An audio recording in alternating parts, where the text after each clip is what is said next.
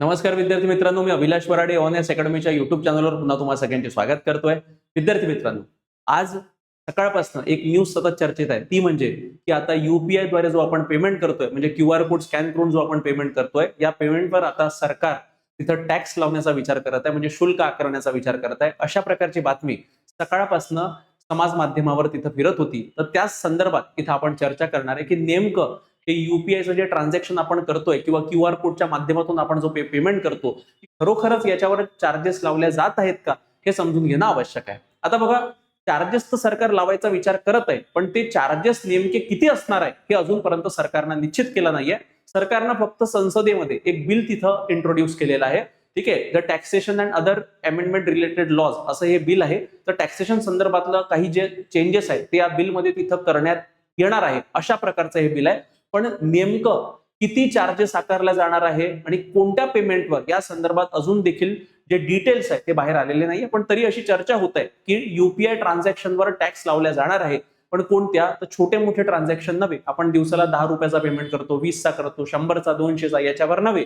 तर जो पेमेंट 2000 किंवा 2000 पेक्षा जास्त पेमेंट होणार असेल, तर अशा पेमेंटवर कदाचित तिथं टॅक्स लावल्या जाणार आहे, म्हणजे एक शुल्क आकारलं जाणार आहे. आणि हे शुल्क कोणाला भरायचं आहे, तर हे शुल्क आपल्याला नाही भरायचंय. तर जो मर्चंट आहे, म्हणजे तुम्ही जर कोणत्या दुकानात गेले आणि तिथे जर तुम्ही 2000 पेक्षा जास्त वस्तूंची जर शॉपिंग केली, तर त्या मर्चंटला, ते स्पेसिफिक जो व्यापारी आहे त्याला तो टॅक्स लागणार आहे, तो आपल्याला टॅक्स लागणार नाहीये. हे सर्वप्रथम समजून घ्या. तर यामध्ये काही ज्या अफवा मार्केटमध्ये उठल्या आहेत त्या कशा आहेत. पहिली आहे की सगळ्यांनाच, म्हणजे कोणताही आपण युपीआय पेमेंट करतोय, 10 रुपये, 20 रुपये, त्याच्यावर देखील सरकार शुल्क आकारणार आहेत का, तर अजिबात नाही. तर लक्षात ठेवा, सर्वसामान्यांना युपीआय वापरण्यासाठी आता पैसे मोजावे लागतील. या काय आहे, ही अफवा आहे विद्यार्थी मित्रांनो.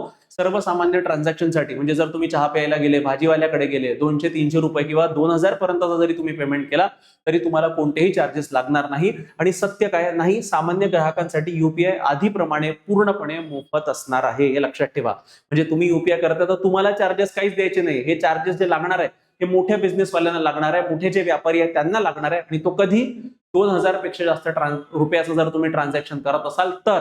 आणि त्यामध्ये देखील त्यांनी अट घातलेली आहे.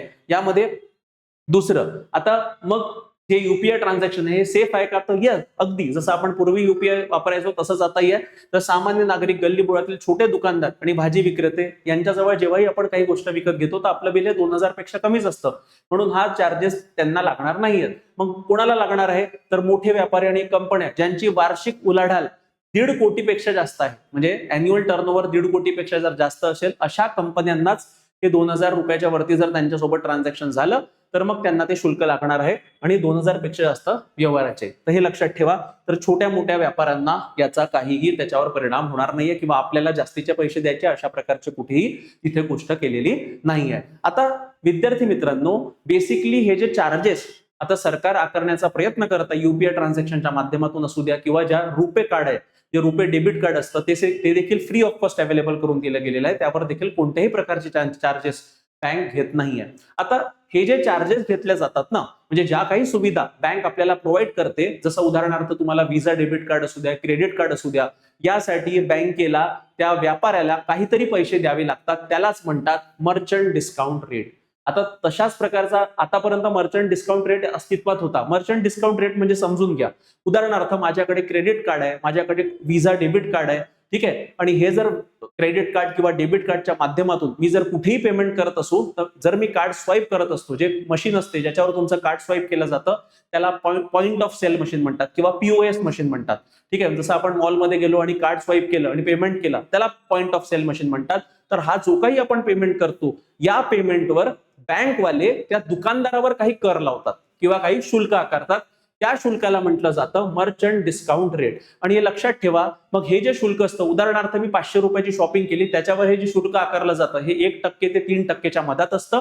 आणि हे शुल्क कोणाला पे करायचं असतं, दुकानदाराला करायचं असतं. दुकानदार ते तुमच्यावर लादू शकत नाही, हा स्पष्ट नियम आहे.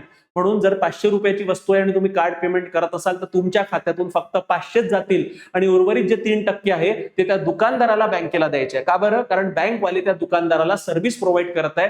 याला म्हणतात मर्चंट डिस्काउंट रेट. म्हणजे बँक जे विविध सुविधा आपल्याला प्रोव्हाइड करते, व्यापाऱ्याला प्रोव्हाइड करते, बँक त्याच्यासाठी काहीतरी शुल्क आकारते आणि त्या शुल्कालाच म्हटलं जातं मर्चंट डिस्काउंट रेट. आता याच्यामध्ये बघा, की नेमकं हे जे 2000 रुपयाचा किंवा 2000 पेक्षा जास्तचा जो पेमेंट आपण करणार आहे याच्यावर मग देखील काय आकारलं जाणार आहे, मर्चंट डिस्काउंट रेट किती असणार आहे त्याचं अजूनही तपशील बाहेर आलेला नाही, पण अशी चर्चा केली जात आहे की तो 0.3 ते 0.5 दरम्यान चार्जेस असणार आहे. आता हे काय आहे तर ग्राहक काय, उदाहरणार्थ एका ग्राहकाने 2500 रुपये पाठवले, आता ते पाठवण्यासाठी तो कशाचा वापर करतोय, तो युपीआय ऍपचा वापर करतो. यामध्ये प्रामुख्याने ज्या युपीआय ऍप आपल्या भारतात वापरल्या जातात, एक फोन पे, जी पे, मग इतर जे ऍप आहे, मग भीम ऍप असू द्या, तर या ऍपच्या माध्यमातून आणि बँकेच्या माध्यमातून काय केलं जातं, हे 2500 रुपये हा ग्राहक कोणाला पाठवतो, व्यापाऱ्याला पाठवतो. पण हा जेव्हा युपीआय पेमेंटच्या माध्यमातून व्यापाऱ्याला पाठवायचा तर याच्यावर कोणत्याही प्रकारचे चार्जेस आतापर्यंत आकारले जायचे नाही. पण आता सरकारनं हे जे बिल इंट्रोड्यूस केलंय या माध्यमातून सरकार म्हणतंय की ही जी सुविधा आम्ही या युपीआय ऍपच्या माध्यमातून आतापर्यंत देत होतो, याच्यामुळे या ज्या ऍप्स होत्या फोन पे, जी पे, भारत पे, भीम ऍप, यांचा मोठ्या प्रमाणावर तोटा होत होता, कारण यांना पैसे कमवण्याचं दुसरं कोणतंच साधन नव्हतं. आणि त्यामुळे आता यांना पैसे कमवण्याचा एक मार्ग उपलब्ध व्हावा आणि बँकेला देखील या सर्व्हिस प्रोव्हाइड करण्याचा काही चार्जेस मिळावे, म्हणून सरकारनं ठरवलंय की मर्चंट डिस्काउंट रेट आता युपीआयचा जो पेमेंट आहे जो 2000 पेक्षा जास्त राहील त्याच्यावर देखील आकारला जाईल. आणि हा जो पेमेंट आहे हा पेमेंट कोणाला मिळणार आहे, हा पेमेंट बँकेला आणि या युपीआय ऍप्सला मिळणार आहे, की हे जे काही सर्व्हिस प्रोव्हाइड करत आहे त्याच्या बदल्यात हे लोक एक नॉमिनल चार्जेस तिथे आकारले जाईल. आणि हा पेमेंट कोण करेल, हा पेमेंट जो व्यापारी आहे, मोठा व्यापारी आहे तो करेल. हा पेमेंट ग्राहकांना द्यावा लागणार नाही, हे लक्षात ठेवा. यालाच म्हणतात मर्चंट डिस्काउंट रेट. ठीक आहे. आणि एक प्रकारे काय आहे, ऍप आणि बँकेची फी आहे. सर डिजिटल व्यवहार प्रक्रियेचे हे एक सर्व्हिस चार्ज आहे. उदाहरणार्थ आपल्याला जर जेव्हा बँक डेबिट कार्ड देते, क्रेडिट कार्ड देते, तर याच्यावर आपल्याला पैसे आकारले जातात, कारण एक प्रकारे बँक आपल्याला सर्व्हिस प्रोव्हाइड करत आहे.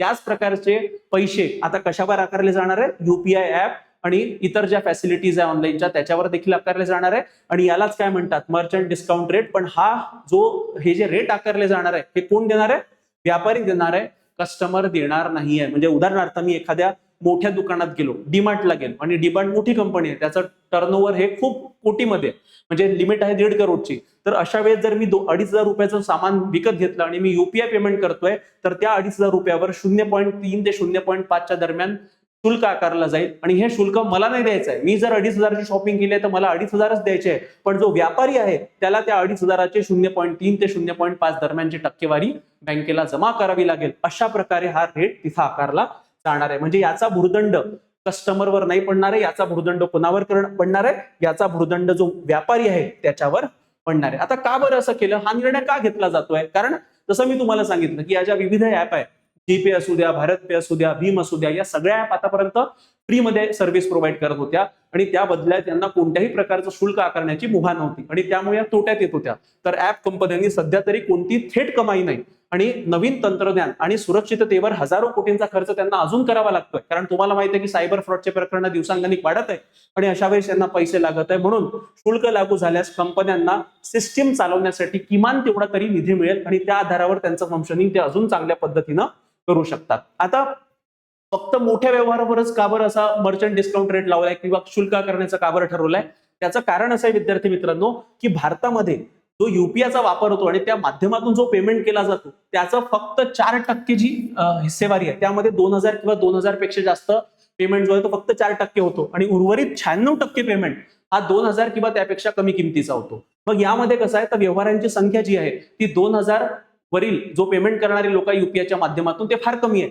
पण जर आपण व्यवहाराच्या रक्कम जर बघितली तर ही जी 4% लोक जे आहे जे 2000 पेक्षा जास्त पेमेंट करतात, तर ही रक्कम आहे जवळपास 67%. म्हणजे 4% लोक जे आहेत ते जवळपास 67% पेमेंट करतात ओव्हरऑल जो युपीआयच्या माध्यमातून पेमेंट होतो तो, आणि तो 2000 पेक्षा जास्तीचा असतो. आणि उर्वरित जे लोक आहेत, ठीक आहे, भले ते लोक 96% असले पण व्यवहाराची रक्कम त्याची फार कमी आहे विद्यार्थी मित्रांनो, म्हणून यावर चार्जेस आकारला जाणार नाही आणि जो पेमेंट 2000 रुपयाच्या पेक्षा जास्त आहे त्यावर सरकार चार्जेस आकारणार आहे. तर फक्त या 4% व्यवहारावर शुल्क लावल्यास उद्योगाला वर्षाला किती मिळेल, 5000 ते 10,000 कोटींचे नवे उत्पन्न मिळणार आहे. कारण जे ट्रान्झॅक्शन अमाऊंट आहे हे 4% लोकांची ती खूप जास्त आहे. म्हणजे 2000च्या तुलनेमध्ये ते 67% पेमेंट युपीआयच्या माध्यमातून एकूण जेवढा पेमेंट होत आहे तो हे 4% लोक करतायत जे 2000च्या वरील करताय. म्हणून जर यांच्यावर कर आकारला तर जवळपास सरकारला किंवा त्या कंपन्यांना किती पैसे मिळणार आहे, 5000 ते 10,000 कोटी, आणि या माध्यमातून त्यांची जी परिस्थिती आहे ती सुधारण्यास त्यांना मदत मिळणार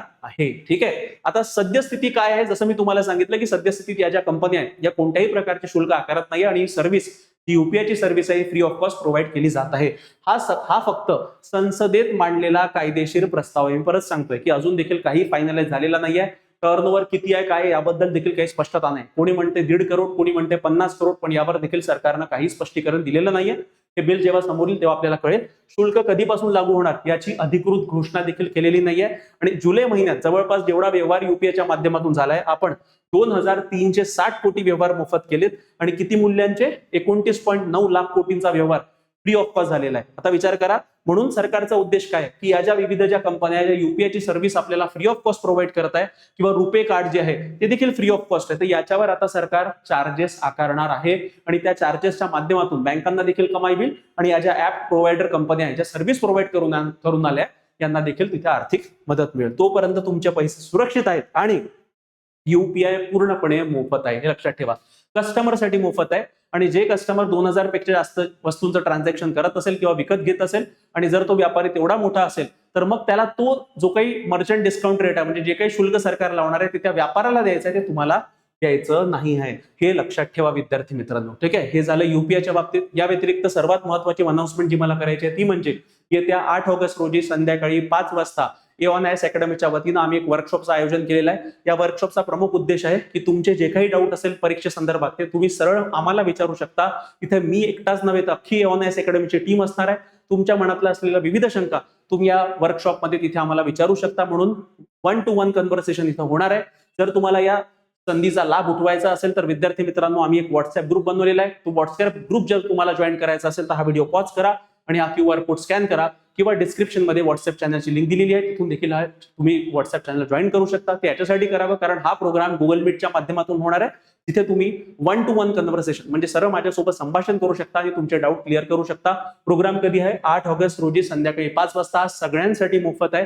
तर तुम्ही तर कराच, पण तुम्ही तुमच्या मित्रमैत्रिणींना देखील कळवा. त्यानंतर अशा प्रकारचे अपडेट्स, करंट अपडेट्स जर तुम्हाला हवे असेल विद्यार्थी मित्रांनो तर तुम्ही आमचं टेलिग्राम चॅनल अवश्य जॉईन करा. हा व्हिडिओ पॉज करा आणि हा QR कोड स्कॅन करा आणि QR कोड स्कॅन केल्यानंतर तुम्ही आमच्या चॅनलचा लाभ घेऊ शकता किंवा डिस्क्रिप्शन मध्ये टेलिग्राम चॅनलची लिंक दिलेली आहे, तिथून देखील तुम्ही चॅनल ऍक्सेस करू शकता. आणि सर्वात महत्त्वाची अनाउन्समेंट, जर तुम्ही नवीन विद्यार्थी असाल आणि तुम्हाला MPSC राज्यसेवेची तयारी करायची असेल तर त्या अनुषंगाने आमची समर्पण बॅच आहे.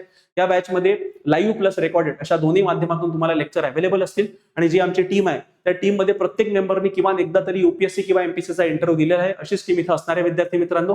प्रिलियमची टेस्ट सिरीज, मुख्य परीक्षेची टेस्ट सिरीज, मेंटरशिप या सगळ्या फॅसिलिटीज तुम्हाला या बॅच अंतर्गत मिळणार आहे. जर तुम्हाला ही बॅच जॉईन करायची असेल तर सरळ तुम्ही तुमचा मोबाईल फोन उचला आणि या दोनपैकी कोणत्याही नंबरवर कॉल करू शकता किंवा माझा नंबर डिस्क्रिप्शन मध्ये दिलेला आहे, तिथून देखील तुम्ही मला कॉन्टॅक्ट करू शकता. या बॅचची जी फी आहे ती फक्त 29,999 आहे विद्यार्थी मित्रांनो. त्यामध्ये आम्ही अर्ली बर्ड ऑफर म्हणून 10% सूट देतोय.